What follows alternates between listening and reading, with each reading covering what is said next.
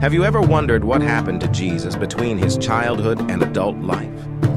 The Bible shares amazing stories about his birth in Bethlehem, the wise men's visits, and his incredible discussion with temple teachers at age 12.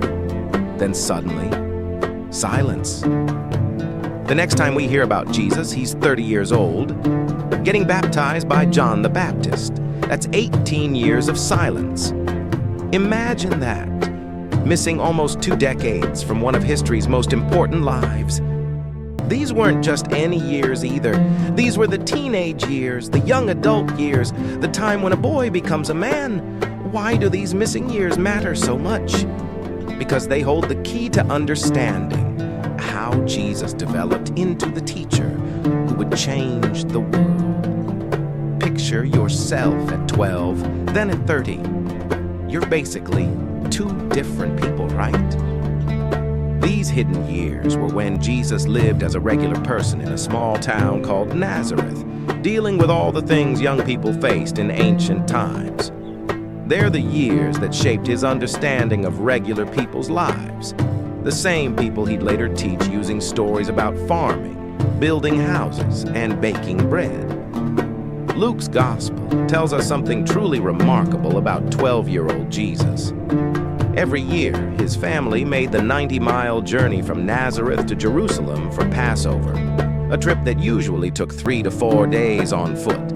That year, something unexpected happened that gives us our last glimpse of young Jesus before his adult ministry.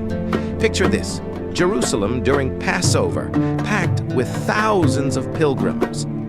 As the festival ended, Mary and Joseph headed home with their travel group. They thought Jesus was somewhere in the crowd, probably walking with relatives or friends. But after a full day's journey, panic struck. Jesus wasn't with them. They rushed back to Jerusalem, and for 3 days they searched the crowded city. Where did they finally find him? In the temple, sitting among the religious teachers. But he wasn't just listening. He was asking deep questions and giving answers that left everyone amazed. When his worried parents found him, Jesus said something mysterious. "Didn't you know I had to be in my Father's house?" This one event tells us so much about young Jesus. First, he already showed incredible understanding of religious matters, way beyond what you'd expect from a 12-year-old. The temple teachers, who spent their whole lives studying scripture, were blown away by his insights. Second, it shows Jesus was already aware of his special relationship with God, calling the temple his Father's house. In Jewish culture, age 12 was when boys began preparing for their bar mitzvah at 13, the ceremony marking their entrance into adult religious life. This temple incident happened right at this crucial time, showing Jesus wasn't just growing physically, but spiritually too. He was already showing signs of the teacher and spiritual leader he would become. This last recorded event of Jesus' childhood gives us a window into his development. After this, the gospel writers go quiet about his life until he steps into public ministry at age 30. But this temple story leaves us with a clear picture. Even as a boy, Jesus had an extraordinary understanding of faith and his unique purpose. Imagine stepping back in time to Nazareth during Jesus' youth. It wasn't the bustling city you might picture. Archaeological digs show us it was actually a small village of about 400 to 500 people, spread across 4 acres of land. The houses were simple, mostly one-story buildings made of stone and mud, clustered together on a limestone hillside. During Jesus' time, Nazareth sat in the shadow of a much bigger city, Sepphoris, just 4 miles away. This nearby Roman city was going through a massive construction boom. Many Nazareth residents, including craftsmen like Jesus and his father Joseph, likely found work there. Walking those 4 miles to work each day, Jesus would have seen both Jewish village life and Roman city culture up close. Life under Roman rule wasn't easy for Jewish families. King Herod Antipas governed Galilee, and his heavy taxes hit farmers and workers hard. Most families barely made enough to get by. They paid taxes to Rome, to Herod, and also gave tithes to the temple, sometimes up to 40% of what they earned. Daily life followed the rhythm of the sun. People woke up at dawn, worked until sunset, and went to bed soon after dark. Water was precious. Women and girls made daily trips to Nazareth's main spring, called Mary's Well today.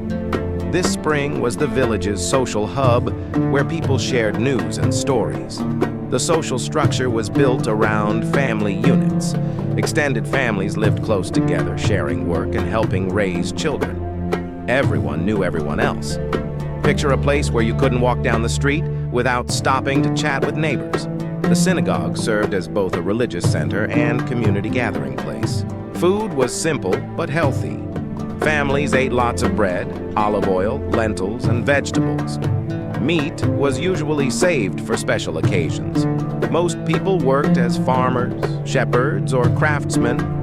Children started learning their family trade around age 12, right around the last time we see Jesus in the Bible before his adult years. This was the world that shaped young Jesus, a place where community mattered more than privacy, where hard work was a daily reality, and where Roman power and Jewish tradition met face to face. Understanding this setting helps us make sense of why Jesus later used so many examples from everyday village life in his teaching. Growing up in a faithful Jewish family, Jesus' education started right at home. Jewish parents took Deuteronomy 6:7 seriously. It told them to teach their children God's commands when you sit at home and when you walk along the road, when you lie down and when you get up. This wasn't just occasional teaching. It was woven into everyday life.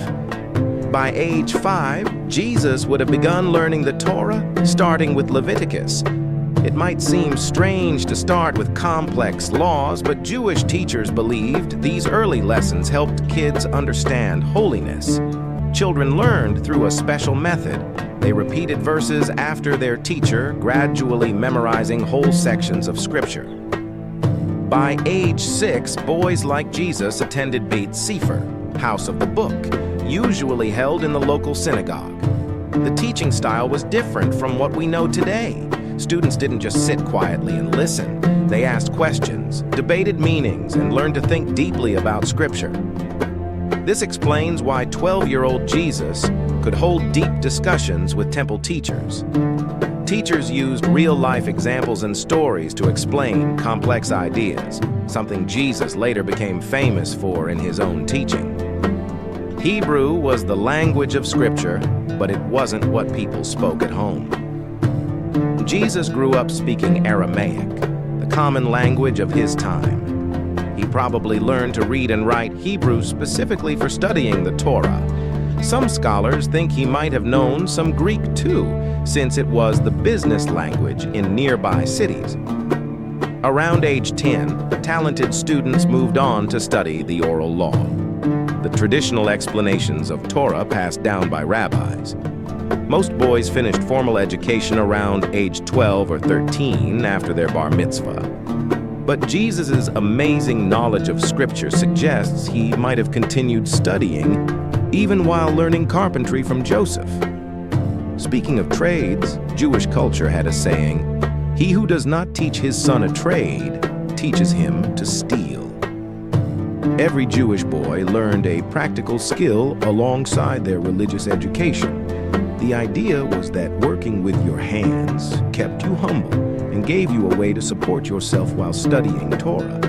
This dual education, practical and spiritual, was seen as the perfect way to raise a well-rounded person. This mix of deep religious learning and practical skills shaped how Jesus saw the world. Later, when he taught as an adult, he naturally used examples from both Scripture and everyday work to explain spiritual truths. His education wasn't just about memorizing rules. It was about understanding God's wisdom and how it applied to real life. The family trade, more than just woodwork. The Bible calls Joseph a tekton, which we usually translate as carpenter. But hold on, this word meant much more in ancient times. A tecton was actually a skilled craftsman who worked with wood, stone, and even metal. Think of them as the ancient version of today's general contractor, someone who could build or fix almost anything. In Nazareth, a tecton's work was never-ending. They made everything from doors and tables to farm tools and roof beams. But here's something interesting. Since Nazareth was built on rocky ground, Joseph and Jesus probably worked more with stone than wood. They shaped blocks for houses, crafted stone water jars, and maybe even helped build walls and buildings. These weren't just practical skills. Years later, Jesus used building examples in his teaching: wise and foolish builders, cornerstones, and foundations. He knew these things firsthand because he'd lived them. The trade also gave Jesus direct contact with all kinds of people, rich and poor, Jews and Gentiles. Everyone needed a tecton's services. This daily interaction with different people likely helped shape his understanding of human nature and society's needs. Think about Jesus' hands during these years, probably rough and calloused from daily work. He wasn't just studying scripture, he was living the dignity of honest labor that Judaism valued so highly. This combination of physical work and spiritual understanding helped prepare him for his future ministry. The language world of first-century Galilee was fascinatingly complex. Picture Jesus growing up in a place where different languages mixed like colors on an artist's palette. At home and in the streets of Nazareth, Aramaic was the everyday language. The words Jesus used to talk with family, joke with friends, and bargain in the marketplace. Hebrew held a special place. It wasn't spoken daily, but was the sacred language of Scripture. During synagogue services, people heard Torah readings in Hebrew, then listened to explanations in Aramaic. Think of it like someone today knowing enough Latin to follow a traditional church service. Young Jesus learned to read Hebrew scrolls, which explains his confident Torah reading later in his ministry. But here's where it gets interesting. Greek was everywhere in the region. Why? Because Alexander the Great's conquests had spread Greek culture far and wide. In nearby Sepphoris, Greek was the language of business and trade. Archaeological digs have turned up lots of Greek inscriptions there. If Jesus worked as a craftsman in Sepphoris, he probably knew enough Greek to deal with customers and handle business transactions. Communication wasn't just about words, though. Jewish culture was big on storytelling and used lots of hand gestures, something we still see in Middle Eastern cultures today. Teachers used parables and real-life examples to make their points stick. They'd say things like, "It's like," and then tell a story about farming, fishing, or family life that everyone could relate to. Here's something cool. People back then didn't just pass messages by word of mouth. They used signals too. Trumpet blasts announced special days. Different drum beats warned of danger, and smoke signals passed messages between villages. The whole region was connected by an ancient version of social networking. Markets and wells served as the Facebook of their time. Places where news spread and people shared stories. Travelers brought news from other towns, and trading caravans carried not just goods, but also new ideas and cultural influences from places as far as Rome and Persia. Growing up in this mixed language world helped shape how Jesus communicated later. He could talk to common folk in their everyday Aramaic, discuss scripture in Hebrew with religious leaders, and maybe even chat with Roman officials in Greek. This wasn't just about knowing words. It was about understanding different ways of thinking and connecting with all kinds of people. Life, for a young Jewish man, revolved around religious milestones. At age 5, Jesus would have started memorizing scripture. By 10, he was diving into Jewish law. The big moment came at 13, the bar mitzvah. Though it wasn't celebrated exactly like today, it marked a boy's entrance into adult religious life. Jewish boys had specific religious duties. Daily prayers were a must, morning, afternoon, and evening. Sabbath meant complete rest from sunset Friday to sunset Saturday. During this time, families gathered for meals, prayer, and Torah reading. These weren't just rules, they were rhythm of life. Festival celebrations shaped the year's calendar. Passover meant traveling to Jerusalem. Sukkot brought the building of temporary shelters. Each festival taught important lessons about God's faithfulness. Young men were expected to know not just the what of these celebrations, but the why behind them. The synagogue played a huge role. By age 13, Jesus could be called up to read Torah scrolls during services. This wasn't just reading. It required understanding complex Hebrew texts and handling sacred scrolls with proper respect. Regular synagogue attendance taught young men public speaking, debate skills, and deep scriptural understanding.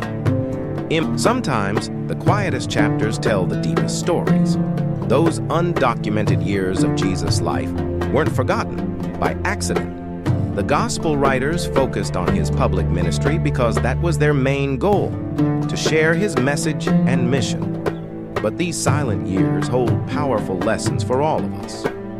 Why weren't these years documented? The answer is surprisingly simple. In ancient times, biographies focused on public achievements, not personal development. Mark, Matthew, Luke, and John weren't writing a modern biography. They were sharing the good news of Jesus' message. They focused on what he taught and did during his public ministry, not his private life. These years carry deep significance, though. They remind us that greatness often grows in ordinary moments. Jesus spent most of his life not performing miracles, but working with his hands, helping his family, and living a normal life in a small town. He experienced the same daily challenges we all face, learning a trade, dealing with people, helping make ends meet. What can we learn from this mystery? That preparation time matters. That wisdom grows in quiet moments. That living a regular life doesn't make it any less sacred. Jesus' hidden years teach us that every experience, every lesson learned, every skill gained, it all counts in preparing us for our purpose. Think about it. The same hands that would later heal the sick first learned to measure wood and shape stone. The voice that would teach thousands first had to learn scripture as a young boy in a village synagogue. The mind that would share unforgettable parables was first shaped by years of watching farmers sow seeds and women bake bread. These missing years remind us that life's greatest impacts often come after long periods of preparation that nobody sees. They tell us that ordinary life can be extraordinary preparation. Want to dive deeper into more fascinating biblical mysteries and historical discoveries? Don't miss out on our upcoming episodes. Hit that subscribe button below and join our growing community of truth seekers and history lovers. Click the notification bell too. You won't want to miss what we uncover next. Remember, sometimes the greatest stories are found in the silence between the words. Until next time, keep searching for truth. Never miss an episode. Subscribe and join us on this amazing journey through history.